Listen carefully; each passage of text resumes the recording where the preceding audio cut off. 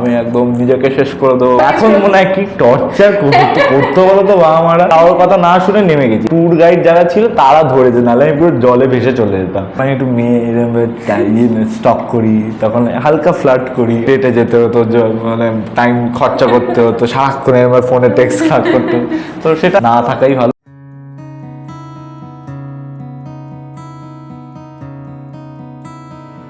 নমস্কার, সকলকে স্বাগত জানাই লাফলাফিতে। বেশ কিছুটা সময় পরে আজকে আবার টকবকের একটা শো, আর যেখানে আমাদের সাথে রয়েছে আর্য দাশগুপ্ত। আর্য, তোমাকে স্বাগত জানাই। নমস্কার, thank you for inviting me. Thank you. আর এই যে এখন ভীষণ গরম, হ্যাঁ। আর তার মধ্যে একটু শান্তির মতো বৃষ্টি দু চার ফোঁটা যাচ্ছে মাঝে মাঝে, হ্যাঁ। মাঝে মাঝে। আর তার মধ্যে এটা আমাদের গল্পের বিশাল একটা সাফল্য। হ্যাঁ। এই সব কিছু সামলাচ্ছ কি করে? সামলাচ্ছি মানে যেরকমভাবে থাকি, মানে নর্মালি একদম, মানে সেরকম কিছু হাইপ বলতে, হ্যাঁ মানুষজনদের ভালোবাসা প্রচণ্ড পাচ্ছি, যে এই এক্সপিরিয়েন্সগুলো আগে হয়নি। এই হল ভিজিটে গিয়ে এতজনের মানুষের ভালোবাসা, তারপরে মানুষের সাথে ইন্টারঅ্যাক্ট করা, সেগুলো আমার নতুন এক্সপিরিয়েন্স হচ্ছে। কারণ আমি যতদিন যটা ছবি করেছি সেগুলো হাউসফুল হয়েছে, অনেক জায়গায় গেছি, কিন্তু এরম সুপারহিট বা ব্লকবাস্টার হয়নি যেটা এই এই এই মানুষী আন্টি সিনেমাতে হয়েছে। তো আমি সেই জায়গায় খুব ভাগ্যবান মনে করি, কারণ মানুষী আন্টি এমন একটা ভালো চরিত্র আমাকে একটা সুযোগ দিয়েছে, তাই জন্য। আর গরম তো প্রচণ্ড, তাও ভালো যে আমার গাড়ি আছে, গাড়ি নিয়ে ট্রাভেল করতে হয়। আর মাঝে মাঝে ট্রেলার দিচ্ছে বৃষ্টির, হ্যাঁ টিজার দিচ্ছে যে এই আসবো করছি, তো ঠিক আছে, সব দিক দিয়ে একদম খুব ভালো। আর এই যে তোমার এই অভিনয় জগতে আসা, এটা শুরুটা কোথা থেকে? এটা শুরু হচ্ছে আয়না দিয়ে। হ্যাঁ, কারণ তুমি শিশু শিল্পী হিসেবেও অনেক সিনেমাতে ছিলে। হ্যাঁ। তো সেই মানে কত ছোট তুমি তখন? আমি প্রথম থেকে বলছি, এটা আমার আমি আমার কারিয়ার বলছি না, আমি আমার জাস্ট কি বলবো, নিজের অভিনয়ে বুঝেছি যে আমি কখন করতে পারবো, সেটা হচ্ছে আয়না দেখে। মানে আমি ছোটোবেলায় ঋত্বিক রোশনের প্রচণ্ড বড় ফ্যান, আমার বাবাও খুব বড় একজন ফ্যান ওনার। তো আয়নায় আমি খালি নাচতাম, ওই স্টেপ করতাম, ডায়লগ বলতাম। তখন কত বছর, 6 বছর বয়স আমার, তখন দেখে তখন বাবা বলেছিল তুই কি অ্যাক্টিং শিখতে চাস, তুই কি অভিনয় করবি? আমি বললাম হ্যাঁ বাবা আমি করবো। তো তখন থেকে আমার জার্নি শুরু। মানে আমি তারপরে 2007-এ আমি রমাপ্রসাদ বণিকের কাছে শিখতে যাই নেহরু চিলড্রেন মিউজিয়ামে। তারপর ওখানে যখন রমাদা মারা যান, তারপর ওখান থেকে KFTI, তারপর থিয়েটার করে তারপরে আমার 14 বছর প্রফেশনাল ডান্সার, তার মাঝখানে ডান্সও চলতে থাকতো। ব্যাকগ্রাউন্ড ডান্সার হিসেবে ডান্সে অনেক পার্টিসিপেট করেছি। তো তারপরে ওদিক থেকে যখন ইন্ডিয়াস বেস্ট ড্রামেবাজ বলে একটা রিয়ালিটি শো হতো জি টিভিতে, তো ওখানে টপ 16 অবধি গেছিলাম 2011-এ। তো ওখান থেকে এলিমিনেট হয়ে যাওয়ার পর আমাকে ডিরেক্টলি কল আসে কলকাতা থেকে যে তুমি একটা মুখ্যম চরিত্রে অভিনয় করতে চাও? বাবা বলেছিল যে হ্যাঁ নিশ্চয়ই, কেন। তো কলকাতায় এসে সুরিন্দ্র ফিল্মসে অফিসে গেছিলাম। অফিসে গিয়ে তার আগে প্রচুর স্ট্রাগল করেছি, মানে সব কি বলবো, হাউসে, তারপরে স্টুডিওজে গিয়ে ছবি দেওয়া। আগে ছবি দেওয়া হতো না, ছবি দিয়ে পেছনে পোর্টফোলিও পেছনে নাম লিখে ওইগুলো দিতাম। তো কোনো সেই ফিডব্যাক পেতাম না, বা কোনো অডিশনের জায়গা পেতাম না, কেউ কলও করতো না। তাই ঘুরে প্রায় 7-8 বছর স্ট্রাগল করে প্রথম রংবাজ পেয়েছিলাম অডিশন দিয়ে, দেবদার ছোটবেলা। তো তারপরে এই নিয়ে চলছে। এই যে বললে যে অনেকটা স্ট্রাগল, অনেকটা কিছু এই ইন্ডাস্ট্রিতে আসার সময়, মানে নতুন লোকদের জন্য কতটা স্ট্রাগল করতে হয়? মানে তোমার ক্ষেত্রে হ্যাঁ এটা স্ট্রাগল তো করতেই হয়। মানে যখন তোমার ব্যাকগ্রাউন্ডে যদি কেউ না থাকে, আমি বলবো সেই জায়গা থেকে স্ট্রাগল প্রচণ্ড থাকে, যেটা নর্মাল ছেলেদের, মানে ধরো কেউ স্টার কিড বা যারই ছেলে হোক, তারা তো একটা জায়গা পায় যে ডিরেক্টরের সাথে আলাপ করার সুযোগ পায়। আমরা সেই সুযোগটা পাইনি, ছিল না। তো সেই জায়গা থেকে আমাদের প্রত্যেকটা দিন অপেক্ষা করতে হয়েছে। আমাদের মেন পাওয়ার হচ্ছে পেশেন্স। মানে পেশেন্স ইজ দ্য মেন কি। যদি তুমি একটু ধৈর্য ধরে করতে থাকো, যদি তোমার সত্যি সে ট্যালেন্টটা থাকে, আমার মনে হয় সেটা তুমি ক্রস করে যেতে পারবে, আর নিশ্চয়ই ভালো কাজ করতে পারবে। একদম ঠিক। তবে বর্তমান সময়ে দাঁড়িয়ে এই যে আমরা সোশ্যাল মিডিয়ায় দেখি, মানে অনেক সোশ্যাল মিডিয়া ইনফ্লুয়েন্সার আছে যারা হয়তো তার মারফত, মানে সোশ্যাল মিডিয়াটাকে ইউজ করে একটা মেইন স্ট্রিমে একটা কোনো অভিনয় বলো বা কোনো ওয়েব সিরিজে বলো আসতে পারছে। তো এটা কি এখনের জন্য একটু ইজি বা হ্যাঁ মানে যখন যেটা হয় যে আমাদের সময় ছিল সেটাই না, ব্যাপার। হ্যাঁ যখন যেটা সেরকম ভাবেই চলতে হয়, তখন এখন আমাকেও রিল বানাতে হয়, রিল বানিয়ে আজকে একটা ডান্সের একটা ভিডিও dance ওটা video ছাড়লাম। তো এখন গোয়িং উইথ দ্য ফ্লো, মানে আমাদের টাইমে কি হতো, ছবি দিতে হতো, অডিশনের জন্য ওয়েট করতে হতো, কল এলে তারপর গিয়ে অডিশন দিতে হতো। তো সেই জায়গাটা এখন নেই, এখন সবাই মানে খুব খোলামেলা ওপেন ওয়াইড হয়ে গেছে। তো যাদের এখন এরকম হয়েছে যে যাদের ফলোয়ার্স বেশি তাদের একটা এক্সট্রা বেনিফিট থাকে। তো সেই জায়গা থেকে ঠিক আছে, মানে এটা খারাপ বলবো না, এটা ট্রেন্ডিং যাচ্ছে, তো সেই অনুযায়ী একটা অন্য ফেজ অন্য ফেজ, হ্যাঁ এই ফেজটাও চলে গিয়ে আরেকটা ফেজ আসবে। তো সব কিছুতেই তুমি যদি নিজেকে কি বলবো ইনভলভ করে নিতে পারো, আমি বলবো ইউর সাকসেস। এই যে কখনো ধারাবাহিক, কখনো ওয়েব সিরিজ, কখনো সিনেমা, নানা রকম চরিত্র, মানে নিজেকে তো অনেকটা ভাঙতে হয়, অনেকটা করতে হয়। এখন অবধি যদি বলা হয় যে তোমার খুব কাছে, মানে যেই চরিত্রটা করে হয়তো তোমার খুব ভালো লেগেছে, আমার একটা না, আমার ধরে নাও 3টে কাজ করতে গিয়ে আমি প্রচণ্ড মানে ভেতরে ঢুকে গেছিলাম, কারণ এতটাই ওয়ার্কশপ করতে হয়েছে। তারপর সিনেমার পরেও আমি বেরোতে পারিনি। একটা হচ্ছে বুম্বাদার সাথে ফোর্স করেছিলাম আমি, আর অটিজমের একটা ক্যারেক্টারে। তো সেই প্রায় আমার 3 মাস ওয়ার্কশপ করতে হয়েছিল সেটার জন্য। কোনো মুখে ভাষা ছিল না, স্পেশাল চাইল্ডদের যেরকম হয়, মানে ওদের ডিসাবিলিটিগুলো আমাকে পোর্ট্রে করতে হয়েছিল। তো 6 মাস বাদেও মানে after pack up, after wrap up আমি প্রায় 3 মাস ওরমই ছিলাম। মানে আমার হাত চলতো সারাক্ষণ ধরে এরমভাবে, মানে যেরমভাবে একটা স্পেশাল চাইল্ডের হ্যাঁ পোর্ট্রে করেছিলাম সেম চলতো। মানে ওইটা করতে গিয়ে আমার প্রচণ্ডভাবে ঢুকে গেছিলাম ওই চরিত্র করতে গিয়ে। এটা একটা। আরেকটা হচ্ছে আবার প্রলয় চরিত্রটা আমার প্রচণ্ড পছন্দের একটা ছবি। মানে আমি out of the box, Rajda আমাকে এরকম একটা চরিত্র প্লে করতে সুযোগ করে দিয়েছে, এটাই আমি প্রচণ্ড ভাগ্যবান। কারণ আফটার আবার প্রলয় সবাই আমাকে নতুন করে চিনেছে, মানে কেউ তো বুঝতে পারেনি এত এরকম একটা কিউট ফেসে, এটাই সব থেকে আমি বলতে যাচ্ছি। হ্যাঁ মানে কোনো বিধা নেই, কোনো কিউট ফেসে আমাকে ওরকম একটা চরিত্র দেওয়া, মানে কেউ এক্সপেক্ট করতে পারে না। সব থেকে বড় ব্যাপার জানো কি, মানে সুন্দরবন অঞ্চলের মানুষজন সেটাকে তোমরা না ভাষা, না যেভাবে তোমাদেরকে দেখানোর চেষ্টা করা হচ্ছে সেটা কোনোটা দেখেই বোঝা যাওয়ার কোনো উপায় ছিল। এটা আমি পুরো ক্রেডিট দেবো রাজদাকে। মানে রাজদা এত ডিটেলিংয়ে চরিত্রগুলো মানে কি বলবো বুনেছে, তো এত পারফেক্ট আর এত পারফেকশনিস্ট উনি। তো সেই জায়গা থেকে সব চরিত্র বেরিয়ে গেছে, শুধু আমি বলে না, বাবা বলে সব, মানে আমার গ্রুপে যারা ছিল সবাই। তাই জন্য ওইটা একটা হলো। আরেকটা হচ্ছে বনবিবি, যেটা রাজদীপ ঘোষের পান নদীর সাথে যে ছবিটা করেছিলাম, ওটাও সুন্দরবনে, হ্যাঁ প্রেম, ওটাও সুন্দরবনে শ্যুট হয়েছিল, ও সুন্দরবনেরই গল্প। তো ওই অ্যাকসেন্টেই ছিল সেম। তো আমি এই 3টে কাজ আমি খুব নিজেকে ভাঙতে পেরেছি। তো সেই জায়গা থেকে এই 3টে কাজ আমার জন্য খুব ফেভারিট, মানে এখনো অবধি। এবার আপকামিং যতটা পারবো ভার্সেটাইল হওয়ার চেষ্টা করবো। আমি তো সবসময় চাই আউট অফ দ্য বক্স কাজ করার। আর এই যে মানে তোমাকে সোশ্যাল মিডিয়াতে দর্শক দেখতে পাচ্ছে, মানে যারা তোমাকে দেখতে চায় সকলে পাচ্ছে, কখনো মনে হচ্ছে এখন তো এই যে সোশ্যাল মিডিয়া ব্যবহার করে রিল যেটা বললে, একটু ব্লগ বানাবো, একটু ইউটিউব ভিডিও করবো, বা ইনস্টাগ্রামেতে একটু ব্লগ গোছের কোনো ভিডিও করবো? না, আমার সেটা মানে ইউটিউব করাই যেতে পারে, না করার তো কিছু নেই। আমার মনে হয় প্রফেশনাল লাইফ, আমার এখনো পর্যন্ত মনে হয় যে প্রফেশনাল লাইফ আর পার্সোনাল লাইফটা দুটোকে যদি এক করে দিই, তাহলে আমার নিজের লাইফটা কি বাকি রইল। আমি চাই প্রফেশনাল লাইফটা একটু আলাদা থাক।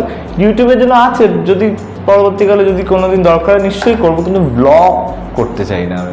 মানে একটু ডিফারেন্ট কিছু একটা দেখি, মাথায় কিছু প্ল্যান আসলে নিশ্চয়ই করবো। না এখনো কিছু নেই, কিন্তু মাথায় আছে 2-3টে জিনিস, সেটা করব। কিন্তু পার্সোনাল লাইফটা আমি ইনভলভ করতে চাই। হ্যাঁ ব্লগ অন্য কিছু হতে পারে, মানে একটু ক্রিয়েটিভ কিছু একটা আসছে, তার মানে সেটাও কদিন পরে দেখা যাক। হ্যাঁ আচ্ছা, আর আরো যে কিছু ব্যাপার থাকে, ধরো এই যেমন এখন বর্তমান সময় দাঁড়িয়ে সিরিয়াল বা ধারাবাহিক যেটা চলছে, আর ধরো এইদিকে ওয়েব সিরিজ, ধারাবাহিকের দর্শক কোথাও গিয়ে একটু কমে যাচ্ছে, ওয়েব সিরিজ দেখার প্রবণতা মানুষের কাছে আগে যতটা ছিল না এখন অনেকটা বেড়ে যাচ্ছে। কিন্তু যদি কোথাও গিয়ে, মানে যেহেতু তুমি সবকিছুর সাথেই যুক্ত, কি বলবো, মানে এটার যদি কারণ বলতে বলা হয়, মানে তুমি বলছো ধারাবাহিক মানে অডিয়েন্স দর্শক একটু কমে যাচ্ছে, হ্যাঁ অডিয়েন্স কমে যাচ্ছে আর ওয়েব সিরিজেরটা Audience বেড়ে যাচ্ছে। মানে ধারাবাহিকের কমে যাওয়ার কারণে যদি বলো ধারাবাহিকে আমার মনে হয় অডিয়েন্স কমছে না, আমার মনে হয় অডিয়েন্স খুব চুজি হয়ে যাচ্ছে। প্রত্যেকটা প্রজেক্টে এখন তো প্রায় সব প্রজেক্ট নতুনত্ব দেখানো হচ্ছে। আগে যেরকম হতো কি সব প্রজেক্টে বিয়ে হয়ে যাচ্ছে সব, সেই ধারাবাহিকগুলোতে আমার মনে হয় চেঞ্জেস আনছে বলে এখন সবাই খুব চুজি হয়ে যাচ্ছে অডিয়েন্সরা। তো ওয়েব সিরিজে যেহেতু আলাদা আলাদা আলাদা মানে ভার্সেটাইল কাজ হচ্ছে, তো ওরা বেশি ইন্টারেস্ট দেখাচ্ছে। তো আমার মনে হয় ধারাবাহিক যদি এরকম আরও ভালো ভালো যদি কাজ হয় অডিয়েন্সও নিশ্চয়ই দেখবে। মানে কেউ চেঞ্জ হয় না, যেরকম সেম আমি বলবো যে সিনেমা দেখা সবাই বন্ধ করে দিয়েছিল, এটা তো ভুল কথা। দেখো আমাদের ছবিটা দেখো, গরম হোক বর্ষা হোক মানে সবাই দেখতে এসছে। মানে গল্প মানুষদের ছুঁয়ে যেতে হবে মন, যদি তুমি মন ছুঁয়ে দিতে পারো গল্প সুপারহিট, মানে সেটা ধারাবাহিক হোক ওয়েব সিরিজ হোক সিনেমা হোক। এই কথাটা বললে হ্যাঁ। তাই একটা জিনিস সেটা হচ্ছে দেখো এটা আমাদের গল্প একটু পারিবারিক গোছের ছবি, হ্যাঁ। হ্যাঁ একটু না সম্পূর্ণ সম্পূর্ণ। হ্যাঁ এবার তারপরে আমরা যারা দর্শক সবাই হয়তো একটু কোথাও গিয়ে ডিটেকটিভ গোছের ছবি দেখতে বেশি পছন্দ করি। কোথাও কি এই কারণে কমার্শিয়াল ছবি এখন কম হচ্ছে? কমার্শিয়াল ছবি মানে জানি না, কমার্শিয়াল ছবি আমি তো ছোটোবেলা থেকেই কমার্শিয়াল ছবি দেখেই বড় হয়েছি, আর কমার্শিয়াল করতেই আমি এই ইন্ডাস্ট্রিতে এসেছি। তো এখন যেই জায়গায় কমার্শিয়াল কমে যাচ্ছে আমার মনে হয় কমার্শিয়াল আসবে, খুব শিগগিরই আসবে। মানে এখন মানে সবাই সবটা নিতে পারছে। এবার unexpected things you can take much, মানে যেটা ঘটে না নর্মাল লাইফে, সেই জিনিসগুলো এখন মানুষেরা কম নিচ্ছে। এখন যতটা রিয়ালিটি, এখন যতটা মন ইমোশন ছুঁয়ে যাওয়ার মতন কাজ নিচ্ছে। এবার দেখো অ্যানিমাল, ধরো অ্যানিমাল আর রণবীর কাপুরের অ্যানিমাল তো পুরো হার্ডকোর কমার্শিয়াল। তো ওইগুলো বাংলায় আসতে এখন আমার মনে হয় সময় আছে, কিন্তু কমার্শিয়াল এলে আমিও মানে পার্সোনালি প্রচণ্ড ভালোবাসবো, কারণ আমি ওরকম কাজ করতে চাই। আমিও করেছি, প্রথম জায়গায় করেছি ঋত্বিকা সেনের সাথে, ওটা কমার্শিয়াল ছিল, ওটা ভালো চলেছিল। আর বাকি এখন তো সব অফবিটই চলছে, দেখা যাক কী হয়। এই যে কমার্শিয়াল খুব পছন্দ করো হ্যাঁ। এরকম বললে, তো এই ছোটবেলায় কিন্তু সঙ্গীত বাংলা একটা গান চালিয়ে ও হ্যাঁ হ্যাঁ, দশমীতে দেবদা জিদ্দা মানে তো দুর্দান্ত। মানে ছোটবেলায় খালি সঙ্গীত বাংলা চলতো আর সিনেমা হলে ঋত্বিক রোশনের সিনেমা। আমি এই পাগলু ডান্স এই যা মানে প্রচণ্ড ভালোবাসতাম। মানে আমার বাবার একটা রুটিনই ছিল, ধরো বাড়ি থেকে প্রতিবেশী এলো তো বাবা বলতো নাচ বলে সঙ্গীত বাংলা চালিয়ে। মানে এখন মনে হয় কি টর্চার করতে বলো তো বাবা মারা, মানে যখন বলো না এনে একটু অভিনয় করে দে, আরে দেখো দেখো অভিনয়, সবাই হাততালি দিচ্ছে। তো আমার মনে হয় ওইখান থেকেই আমাদের কনফিডেন্সটাও জন্ম নেয়। তো তারপরেই থিয়েটার বলো, তখন থেকে তো ভালোই করে যা করে বাবা মারা। আচ্ছা এই তুমি পার্সোনাল লাইফে মানে খুব ইমোশনাল, মানে কোনো জিনিস যদি নির্ধারণ করতে হয় বা সিলেক্ট করতে হয় ধরো, তাহলে খুব ইমোশনালি করো না প্র্যাকটিক্যালি? আমি এটার থেকে এটা বেশি শুনি, আমার তাই জন্য মনে হয় আমার মানে এটা আমার সুবিধা। এটা যতবার শুনেছি ততবার খারাপ হয়েছে, তাই জন্য আমি একটু ইমোশন দিয়ে কাজটাকে এগিয়ে যেতে পছন্দ করি। সে যে কোনো জায়গা দিয়ে হোক, সে বিজনেস হোক, ফিনান্সিয়াল হোক, কাজের ক্ষেত্র হোক, এইটা শুনতে হয় সবসময়। তাহলে সবচেয়ে হ্যাঁ মানে ইউনিভার্স দেখে, সবসময় তো মাথা দিয়ে কাজ করলে হয় না। আর আর্য দাশগুপ্ত পার্সোনাল লাইফে কতটা অ্যাডভেঞ্চারাস? আমি প্রচণ্ড অ্যাডভেঞ্চারাস। মানে আমি ঘুরতে গেলে মানে যা ইচ্ছে তাই করি। মানে ধরো আমি লাস্ট গেছিলাম ইয়েতে চেরাপুঞ্জি সাইড, হ্যাঁ চেরাপুঞ্জি সাইডে গেছিলাম। তো ওখানে একটা ওয়াটারফল ছিল, তো কেউ নাম ছিল না, সব আমি দেখছিলাম ওয়াইল্ড লাইফে যারা মানে ওরা ট্যুর করে না, এইসব করে, তো ওরা দেখি নাম ছিল ওয়াটারফলে। এবার নেমে কি সুন্দরভাবে চলে যাচ্ছে। এবার আমিও সবাইকে বলেছি দাদা দিদিদের আমিও পারবো বলে, কারোর কথা না শুনে নেমে গেছি। এবার পায়ে মাটি পাচ্ছি, এবার পুরো স্পিড খেতে গেছি। ওই যে ট্যুর গাইড যারা ছিল তারা ধরেছে, নাহলে আমি পুরো জলে ভেসে চলে যেতাম। আমি এটাও অ্যাডভেঞ্চারাস, মানে ওই সি রোপিং বলো সব কিছু করতে পছন্দ করি। এই নিজের শহরে থেকে এরকম মনে হচ্ছে যে একটা এরকম অ্যাডভেঞ্চারাস কিছু করে ফেলেছে, তুমি জানো না মানে এটা ভালো খারাপ কি হতে চলেছে তুমি জানো না, বাট করে ফেলেছো বা করবে বলে ঠিক করেছো।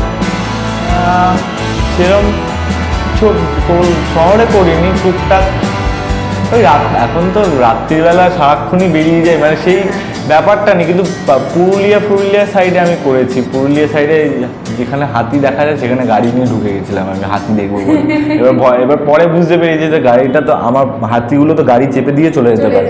তো পরে গিয়ে ইউটার্ন করে আচ্ছা এরকম হচ্ছে যে এই যে এরকম অ্যাডভেঞ্চারাস কাজকর্ম করেছো, হ্যাঁ। তার জন্য বাড়িতে খুব ছাড় খেয়েছো বা হ্যাঁ বকা খেয়েছো? প্রচণ্ড মারও খেয়েছি, মানে কি হতো মানে কি বলবো, এমনও হয়েছে যে বাবা মা আমাকে খেলতে যেতে দিচ্ছে না, তো আমি বলেছি বাবা আমি একদম নিজেকে শেষ করে দেবো বলে কিছু একটা ধমকি দিতে গেছি, এবার উল্টে মারি খেয়েছো? উল্টে মার শুধু না পাইপের বাড়ি খেয়েছি, মানে এমন মেরেছে আমাকে পুরো রাস্তা দৌড় করিয়েছে।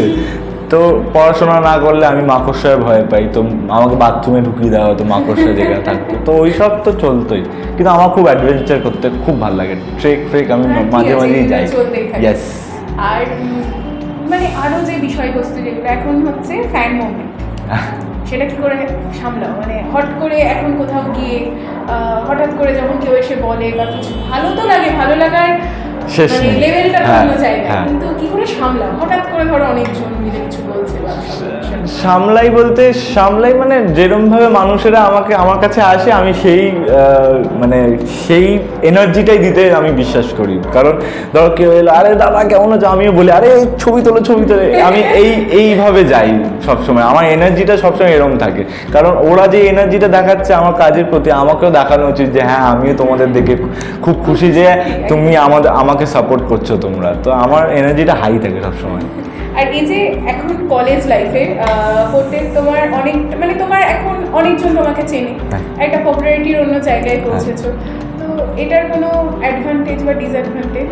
আমি কলেজ লাইফ পেরিয়ে এসেছি। হ্যাঁ মানে তো তখনকারই কথা বলছি।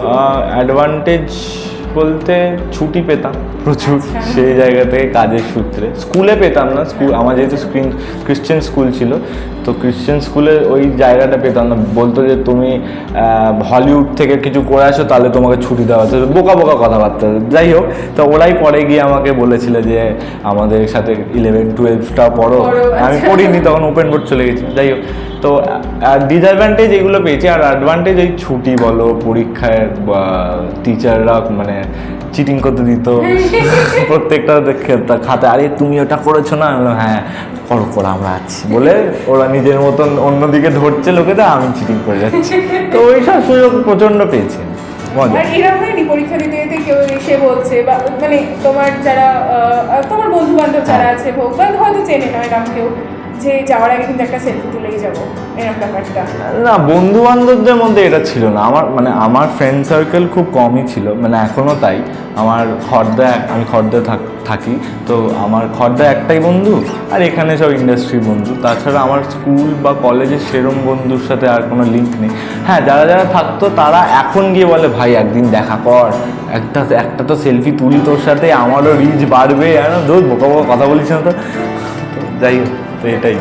আর এই যে বললো না যে আমার বেশি বন্ধু নেই, হ্যাঁ। একটা বন্ধু, এরকম ব্যাপারটা এটা কেন? মানে কোনো রিয়েলাইজেশন কি এই জায়গাটা? রিয়েলাইজেশন না, মানে আমি একটু প্রাইভেট থাকতে পছন্দ করি। মানে আমার সারাক্ষণ ধরে বাইরে বন্ধুদের সাথে আড্ডা, ওইগুলো ছোটোবেলা থেকেই পছন্দ ছিল না।